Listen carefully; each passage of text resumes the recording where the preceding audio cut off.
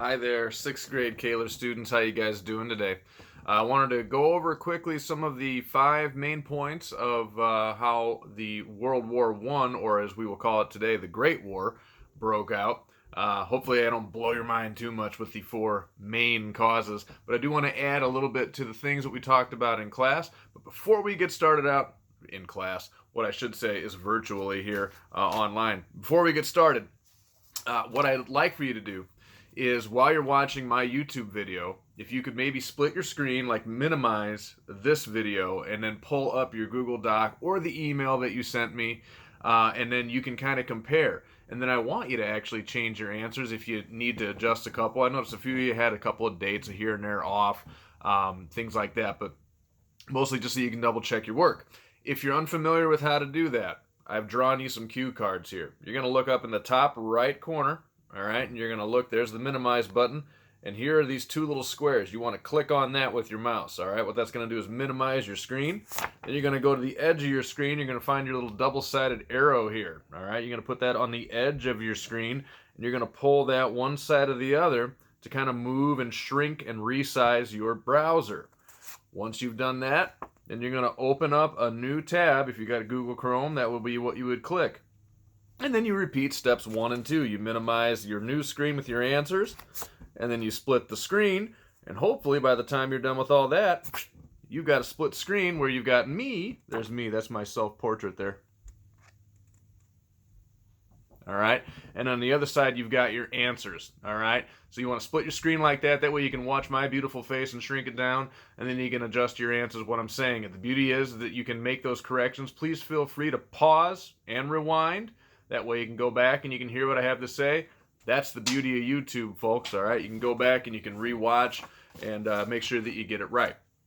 So today I want to talk to you about World War I, or as they called it back then, the Great War. They didn't start referring to it as World War I until World War II broke out, and when we found out it was kind of the same countries involved largely when it came to alliances and things like that, they started referring to the two as separate world wars, right? The whole world was at war, at least most of the superpowers of the world. So we have World War I, which we'll talk about today, and we have World War II, which we will talk about next week, okay? So, when I asked you last week to talk about the four main causes, there's a reason they're called the main causes, and some of you figured that out, all right? First one is militarism, and we'll talk about that in a few minutes. For the M, the A is alliances. The I stands for imperialism, and the N stands for nationalism. Those four concepts, all right, going together, all right, really quickly when you talk about something like militarization, all right, when you're looking at what militarization is, that's when a country, and in Europe's case for decades, what they were doing was building up their armies. They were using the technology they had, and they were kind of competing with each other to extend their empires. Who had the biggest, baddest warships? Who had the biggest, baddest cannons? Who had the most accurate rifles? And they started building up that military power and then kind of adopting warlike attitude. So that's militarization, building up the armies. The next one would be the A, alliances. This is probably what led to the most conflict. It was a really difficult system. Alliances are like a complex system where countries basically promise to defend each other if they're ever attacked. All right? Best friends sort of do this, right? When countries start doing this, though, things can sort of have what you would call a domino effect, where they keep falling and everything kind of eventually crumbles, okay? Alliances are basically where they agree to defend one country from attack. Those alliances, and you'll see here when I talk about it, are eventually what pulled those countries into war. Imperialism is basically when countries are trying to expand their empires, all right? Great Britain, England is a great example of this at the time. We were once part of the British Empire. That came from imperialism, wanting to expand their territories, okay? At that time, England, Great Britain, was expanding over into India. All right, Austria-Hungary was expanding an empire. The Ottoman Empire was still in existence. There were Northern African empires. So lots of different countries trying to expand their boundaries. And last but not least, nationalism. All right, nationalism is something that's still around today. Nationalism is devotion to one's nation. All right, so believing in your country above all others. There's really not a whole lot wrong with nationalism, but it does have unintended consequences. So those are your 4 main causes of World War I. Now, every war, all right, has to have a trigger. By the way, the years that World War I was fought, number 1, all right, number 1 on your sheet, it was between the years of 1914 to 1918. So number 1, World War I fought between 1914 to 1918. Number 2, the 4 main causes: militarism, alliances, imperialism, and nationalism. Okay? For number 3, the trigger. What triggered World War I? A lot of you guys did a great job on this, so this is hopefully just review for you as I'm coming here from the virtually happiest place on earth. More on why I've got a Disney World banner behind me. The trigger event, and this is a good example of how alliances can go bad for a war. A Serbian nationalist, okay, so a man from Serbia who believed his country had the most priority over all others. Again, nothing entirely wrong with that. But when taken to the extreme, like this fellow did, the Serbian nationalist assassinates the Archduke of Austria-Hungary, okay? Kills the man in his car while riding in a parade. This leads to that domino effect, because now you've got countries in Europe who promise to defend each other, and when a Serbian kills an Austria-Hungarian, all right, now you've got all these different countries basically sitting back like, oh, what do we do? What do we do? You know, and now Great Britain has plunged into a, well, do we defend this country because we said this country would help? Well, if Italy does this, well, then France will do that. And if France does this, then Germany has to do that. And if Austria-Hungary does this, then Serbia has to do that. And it led to all these different dominoes kind of falling into place. These alliances then got bigger. All right, countries then started agreeing and then definitely taking sides, and it was these types of actions that started knocking Europe into war. The Allies, number 4, the Allies at this time were France and Britain, okay? Germany, Austria-Hungary, the Ottoman Empire, they formed a triple entente, and the alliances at that time were France and Great Britain. Later on in the year 1917, all right, so this is number 5, in 1917, that's when the United States enters the war. Now, why do I have Disney World up here behind me? Well, a little known fact about Walt Disney himself, he was actually a World War I veteran. He came over and drove an ambulance for the Red Cross. And during this time, all right, new and devastating weapons started to be developed. A lot of technology had developed at the time. So I really quickly want to go over some new and devastating weapons, and I drew some pictures for you. All right, so here's the World War I new and devastating weapons, okay? First one up in the top corner would be airplanes, all right? Unfortunately, the Wright brothers had basically invented human flight less than a decade before the war broke out, and unfortunately, we were now strapping machine guns and bombs to these airplanes and trying to use them as instruments of warfare, all right? Another thing that came out of this war was poison gas, all right? Gas masks had to be developed, all right? Poison gas was used in staggering numbers during this war. Another invention during this time period was tanks, all right? These rolling fortresses that could do a whole lot of damage and really not take a whole lot of damage, all right? And then last but not least, trench warfare. This was a deadly war, guys. I'm not going to sugarcoat it to you. And some of the fighting that took place in World War I was awful. All right. Now, you may want a trench warfare here if you want to pause it or take a look at it. I kind of labeled out this picture for you. It's pretty elaborate. All right. When you look out by the barbed wire fence out there, that's called no man's land. There were landmines out there, machine guns mounted. The parapet would be up by where the sandbags are up in here. All right. You had an ammo box. I apologize, I'm not pointing in the right spots. There's an ammo box here, a little firing step here for guys to step up on. There's my little soldier in there. All right, then the trench was down here. Look, I'm not going to go into great details here of what that trench was for, but it was basically to keep the guys up out of the fluid that was on the ground. Look, I'm not going to sugarcoat it. There was no bathrooms and no indoor plumbing. I'll let you connect the dots on that one. All right, and last but not least, they had a little dugout in here. And I'm not talking about baseball, all right? That dugout was for the soldiers to rest during these hours upon hours of shelling and fighting. World War I was brutal, all right?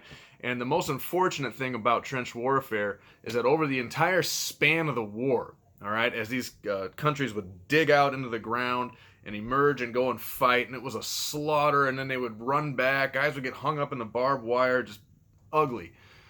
Over the whole duration of that war, the 4 years of constant fighting, when you average out the amount of ground gained and lost, it averages out to about the length of a football field.